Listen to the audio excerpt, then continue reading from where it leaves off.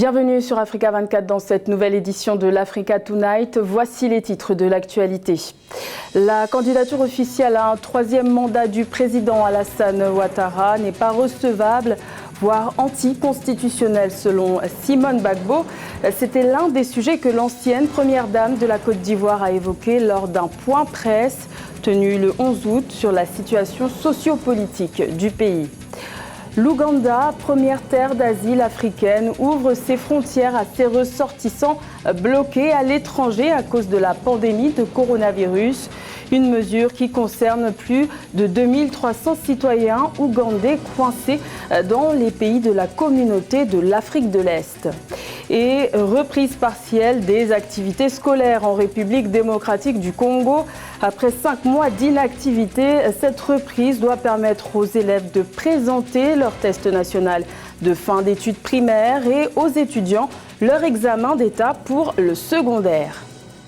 L'annonce du possible troisième mandat du président Alassane Ouattara aura fait sortir Simone Bagbo de son silence.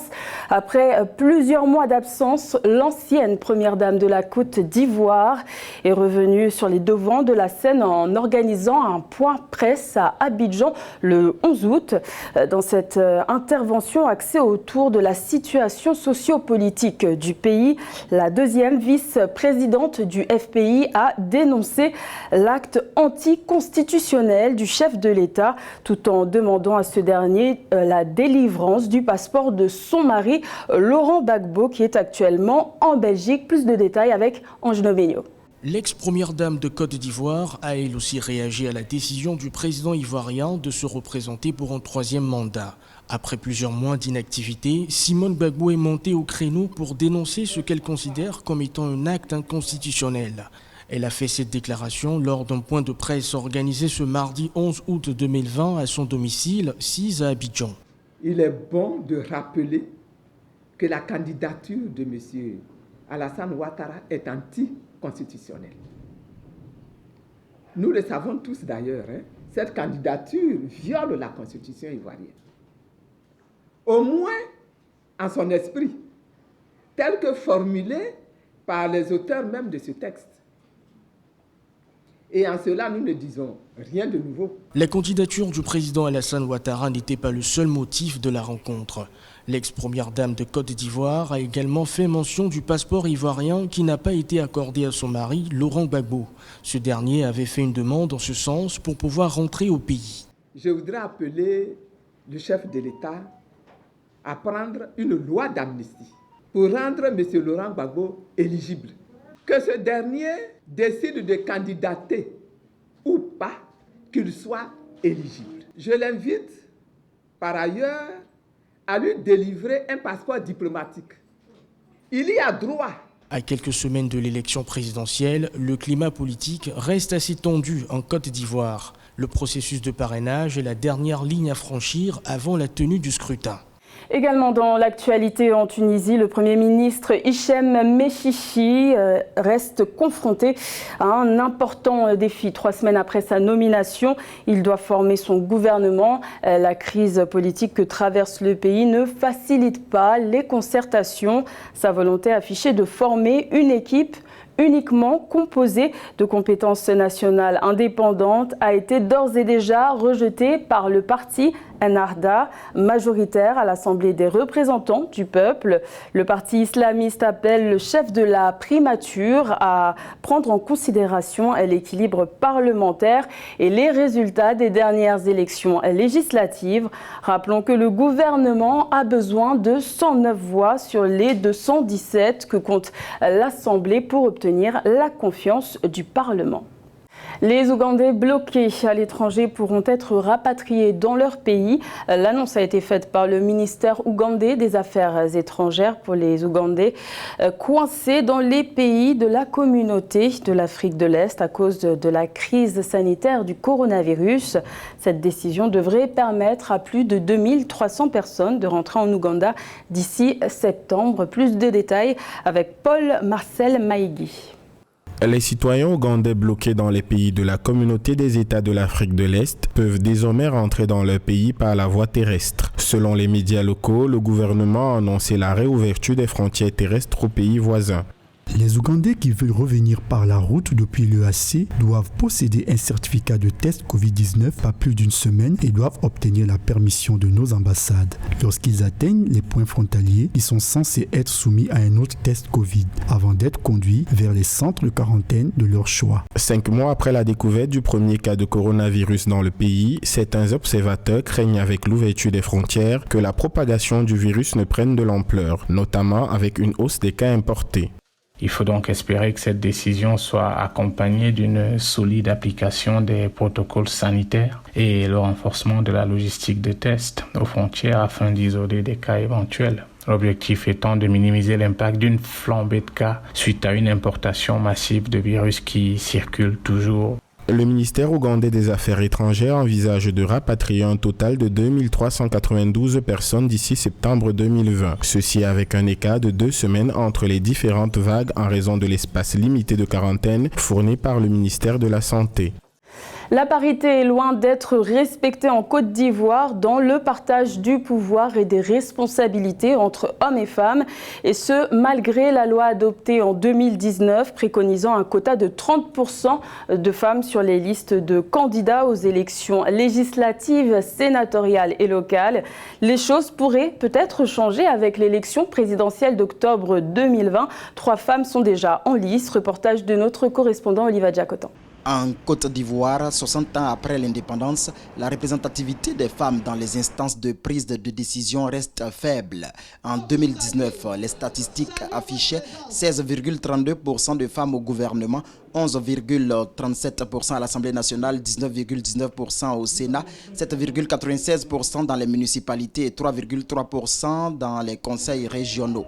Des chiffres très en deçà de la moyenne de 30% fixée à Maputo en 2003. La raison principale, c'est parce qu'il n'y a pas une réelle volonté politique. Je m'explique. Quand on a une volonté politique, on met des indicateurs de contrôle. On met des programmes de mise en œuvre pour pouvoir contrôler comment nous avançons.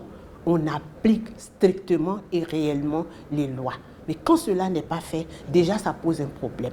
La présidentielle d'octobre 2020 pourrait sonner davantage le réveil des femmes. On enregistre déjà 3 candidatures féminines. Et selon des activistes, une dizaine de femmes pourraient être en lice. Une situation qui serait inédite dans le pays. On va se relancer dans la marche comme ça jusqu'à ce que, voilà, on ait le pourcentage, on ait une femme présidente de la République. Et je crois que si une femme est au devant de cette nation, une femme, je ne dis pas par complaisance, une femme qui a des valeurs, des qualités, des vertus, qui prend la rêne du pouvoir politique en Côte d'Ivoire, je crois qu'il y aura beaucoup de changements. En rappel, en juillet 2019, un projet de loi sur le quota de 30% de femmes dans les assemblées élues a été adopté en commission par les députés. Composé de 36 articles, il prévoit également un financement public supplémentaire à tout parti ou groupement politique dont la liste atteint au moins 50% de femmes candidates lors de ces scrutins. Dans le reste de l'actualité, en République du Congo, les retraités de la fonction publique sont en colère. Ils accusent le ministère des Finances de faire preuve de mauvaise foi après 2 ans et 2 mois de pension impayée, alors que les salaires des fonctionnaires en activité sont régulièrement versés. De leur côté, les autorités rejettent ces accusations et évoquent des difficultés de trésorerie ainsi que une situation économique difficile avec une baisse des recettes budgétaires. Mais les autorités s'engagent aussi à payer au moins la moitié de ce qu'elles doivent aux retraités dans les prochains mois. Il est à noter que le nombre de fonctionnaires admis à la retraite serait passé de 26 à 30 000 personnes au Congo ces dernières années. Au Kenya, le tourisme est l'un des piliers de l'économie, mais le secteur a été fortement fragilisé ces derniers temps par la pandémie de coronavirus. Les revenus engendrés par l'activité touristique permettait jusqu'à présent à la réserve nationale Masai Mara d'assurer la protection de la faune singulière, un acquis désormais fragilisé par le coronavirus. Se pose maintenant la question de l'avenir du peuple Maasai. Plus de détails avec Zara Mohamed-Metiou. Ici, des centaines de milliers de gnous sont en train de migrer vers la réserve nationale de Masai Mara au Kenya, après avoir traversé le parc de Serengeti en Tanzanie. En temps normal, de nombreux touristes sont sur place pour observer la traversée annuelle, mais cette année, à cause de la crise sanitaire liée au coronavirus, seuls quelques observateurs ont pu faire le déplacement. Parce que les coûts ont été réduits de moitié et que nous pensons maintenant qu'il est un peu plus facile pour nous de venir voir la nature et les belles choses qui entourent notre pays. Je n'ai jamais pensé que j'aurais l'occasion de venir à Mara, mais je remercie Dieu d'avoir eu cette opportunité. Pour la première fois depuis son ouverture en 1961, la réserve n'a pas eu de visiteurs alors que près de 290 000 touristes visitent le Masai Mara chaque année. Un coup dur pour le tourisme en perte de vitesse et pour les habitants de la région dépendant du secteur, l'un des piliers de l'économie nationale qui accuse déjà un manque à gagner de 750 millions de dollars. Nous aimerions que les touristes visitent également notre ferme traditionnelle Maasai, car tous ces animaux sont ici dans le parc parce que nous prenons tous soin d'eux. Du côté des écologistes, ils craignent qu'à cause de la baisse des revenus du secteur touristique, cela n'entraîne une diminution des fonds alloués à la garde et à la protection des réserves, ce qui pourrait avoir pour conséquence de favoriser le braconnage. La reprise partielle des cours en République démocratique du Congo a été constatée le 10 août par le président Félix Tshisekedi, lui-même à l'origine de cette décision. Depuis le 24 mars, les écoles et universités étaient fermées dans le cadre de l'état d'urgence sanitaire décrété suite à l'épidémie de coronavirus. Les cours ont donc repris dans le strict respect des mesures barrières, car le coronavirus est toujours présent dans le pays. Amenej. En République démocratique du Congo, écoliers et étudiants ont en partie repris le chemin des classes le 10 août 2020 après la fin de l'état d'urgence décrété le 24 mars dernier pour lutter contre la pandémie du Covid-19. Une décision qui n'empêche pas le rappel au strict respect des gestes barrières. Cette réouverture ne concerne que les élèves des dernières années de primaire et du secondaire ainsi que ceux en 5e année d'université. C'est une année cruciale pour vous. C'est pour cela que nous avons tout fait pour que la reprise se passe bien. Le virus n'a pas disparu. Cette reprise vise à permettre aux élèves finalistes de présenter le test national de fin d'études primaires et les examens d'État pour le secondaire. Par conséquent, les autorités ont réaménagé le calendrier scolaire du 10 août au 10 septembre 2020 afin de clôturer l'année scolaire. Il faut aussi reconnaître une volonté de la part de ce gouvernement de pouvoir donner une place à l'enseignement, puisque nous voyons aussi ici et là, à travers le pays, une rénovation des sites universitaires. Il faut tout de suite reconnaître que le président Tshisekedi a accordé une place de choix à l'enseignement et l'éducation dans son programme. Il faut en même temps dire que la réussite de ce programme dépend en grande partie du secondaire et du primaire parce que c'est à ce niveau qu'il a vraiment misé, puisqu'aujourd'hui il donne les moyens pour que cette gratuité soit concrète, mais il est nécessaire de revaloriser la situation sociale de ces enseignants qui, eux, sont chargés de mettre en musique ce programme présidentiel. Prévu pour le 3 août 2020, la reprise des cours avait été reportée d'une semaine par le ministère de l'enseignement primaire, secondaire et technique, qui fait face à des revendications du corps enseignant. La République démocratique du Congo compte 9 489 cas de Covid-19 enregistrés dans 17 provinces du pays et 224 décès selon les chiffres officiels. 12 août 2019, 12 août 2020, déjà un an que le roi du coupé décalé, artiste phare de la Côte d'Ivoire, Didja Arafat, est décédé à la suite d'un accident de moto. Sa famille, ses amis et ses fans lui rendent hommage en multipliant les programmes en son honneur. Les festivités pour commémorer sa brusque disparition se tiendront jusqu'au 15 août. Un concert géant donné par l'orchestre et les danseurs de celui qu'on surnomme le président de la Chine a été organisé à l'internat de Yopougon ce 12 août. Mais que reste-t-il réellement de son héritage. Charles Tabou, le manager de DJ Arafat à l'international, nous apporte quelques éléments de réponse. Écoutons-le. Un an après, que reste-t-il de l'héritage d'Arafat? D'abord un vide. Dans les rues, on n'écoute que Arafat. Il n'y a toujours pas de remplaçant. Et ce qui se passe, c'est que quand il était là, il y avait beaucoup de concurrents qui étaient mis en lumière. Et maintenant qu'il n'est plus là, même ses concurrents ne sont pas à la hauteur de ce qu'il a fait. Il nous a laissé un répertoire immense, avec des chansons qui ne sont jamais sorties, telles que des collaborations avec Tiwa Savage, Sarkodie, MHD, Dadju. Il a laissé la Chine qui n'est pas seulement en Côte d'Ivoire, qui est aussi au Cameroun, au Tchad, au Congo, dans la diaspora. Et c'est toute une population qui était derrière lui, qui est toujours derrière lui, avec énormément d'émotions. Aujourd'hui, pleurent leur artiste en jouant Didier. Il a laissé beaucoup de conseils. Une image d'une personne qui ne lâche jamais l'affaire. Il s'est adapté à la technologie. C'est lui le créateur du Rouskaskas. C'est-à-dire, on a le coupé-décalé, on a le Rouskaskas. Qui fait mieux que lui? Il nous a beaucoup appris, surtout de toujours oser. Pour nous, on le prenait pour un fou.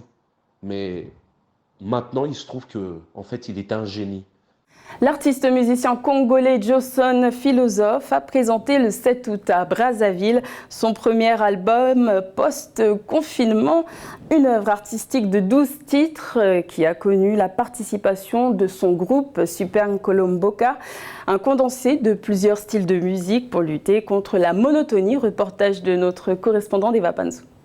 Joson Philosophe a mis sur le marché du disque son 4e album, titré Multicolore, le premier depuis le début de la crise de la Covid-19 en République du Congo. Malgré la période de crise sanitaire pendant laquelle la musique est privée de spectacles et des rassemblements populaires, le leader de l'orchestre, Super Nkolomboka, pense qu'il faut continuer à faire vivre la musique. C'est vrai qu'il y a la Covid-19, mais on ne peut pas, le secteur culturel est encore confiné, mais on ne peut pas croiser les bras, sinon l'art ne vivra pas.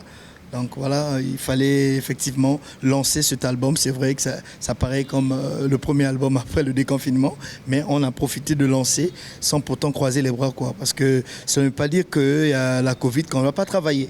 L'album Multicolore contient 12 titres et divers styles musicaux, entre autres la rumba, le folklore, la salsa, le ndombolo. L'artiste musicien a aussi voulu lutter contre la monotonie à laquelle sont habitués les musiciens congolais en diversifiant les styles. Un album qui prône le vivre ensemble, c'est-à-dire que c'est un métissage culturel. J'ai essayé de mélanger la rumba congolaise à la samba brésilienne, à la salsa cubaine, du reggae, un peu de variété, pour ne pas qu'il y ait toujours monotonie. Vous voyez, moi, c'est un constat qu'aujourd'hui, on souffre un peu de ce problème de monotonie. Et donc, pour lutter contre la monotonie, il fallait penser à un style multicolore. Joson Philosophe est le président de l'orchestre Super Nkolomboka qu'il a créé en 1997. Ce groupe l'accompagne pour l'enregistrement des albums, mais aussi à l'occasion des spectacles. Comme tout autre artiste musicien, il souhaite la fin de la pandémie de la Covid-19 afin de retrouver la chaleur de son public sur scène. C'était le journal de la rédaction. Merci de l'avoir suivi. L'information continue sur Africa 24.